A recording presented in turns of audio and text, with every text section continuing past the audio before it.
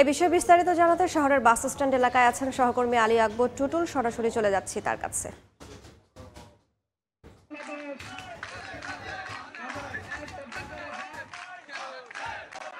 বাগেরহাট সংসদীয় 4টি আসন পূর্ণবলের দাবিতে সকাল 8টা থেকে কিন্তু হরতাল পালন চলছে। বাগেরহাটের প্রতিটি পয়েন্টে পিরিজপুর, খুলনা এবং গোপালগঞ্জের এই 3টি প্রবেশ পথে কিন্তু এবং টোটাল এবং নেতাকর্মীরা কিন্তু জড়ো হয়ে তাদেরকে এবং গাড়ি ঘোড়া সব আটকে দিয়েছে এবং যাতে কোনো যানবাহন চলাচল না করতে পারে। এবং এটা দীর্ঘদিনের তারা দাবি এবং গত জুলাই মাসের 30 তারিখে কিন্তু সিএসি থেকে বাগেরহাটে একটি আসন করা হয়েছে। এর সর্বদলীয় সম্মিলিত কমিটি গঠন করা হয়েছে, যেখানে রয়েছে বিএনপি, এখানে এনসিপি এবং জামাত ইসলামের লোকজন সকল। এবং এছাড়া কিন্তু এই হরতালের সমর্থনে কিন্তু এখানের বাগেরহাটের বাসীর এবং ব্যবসায়ী সংগঠনের সব ধরনের এবং এখানে পরিবহন সেক্টর সবাই কিন্তু একাত্মতা ঘোষণা করেছেন এবং তারা কিন্তু সে সকাল থেকে কিন্তু এখানে তারা কিন্তু এই হরতাল পালন করছেন অবরোধ করতে রাস্তাঘাটে এবং এখানে রাস্তায় গুড়ি দিয়ে এবং এখানে আগুন জ্বালিয়ে এবং তারা কিন্তু এখানে প্রতিবাদ করছেন।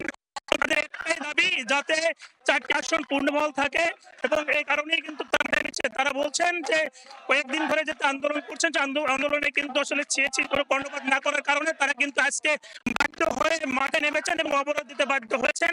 এমনটা কিন্তু সেখানে রয়েছেন।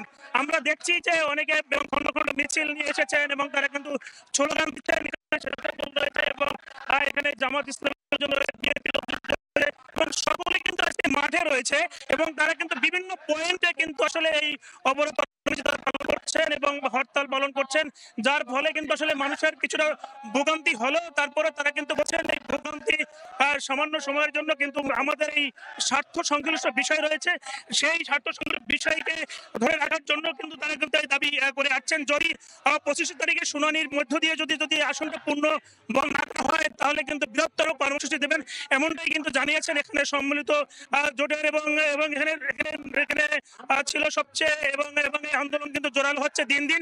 আমরা দেখছি যে এখানে সাধারণ মানুষও কিন্তু যুক্ত হয়েছেন, সকলেই কিন্তু একমত যে আসলে বাগেরহাটের 4টি আসনকে ফিরিয়ে দেওয়ার জন্য।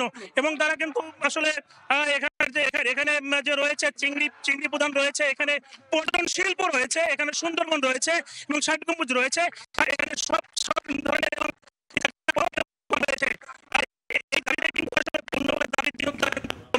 এবং আন্দোলন করছে হরতাল। এই ছিল আমার কাছে সবশেষ। সরাসরি যুক্ত ছিলাম বাগেরহাটে।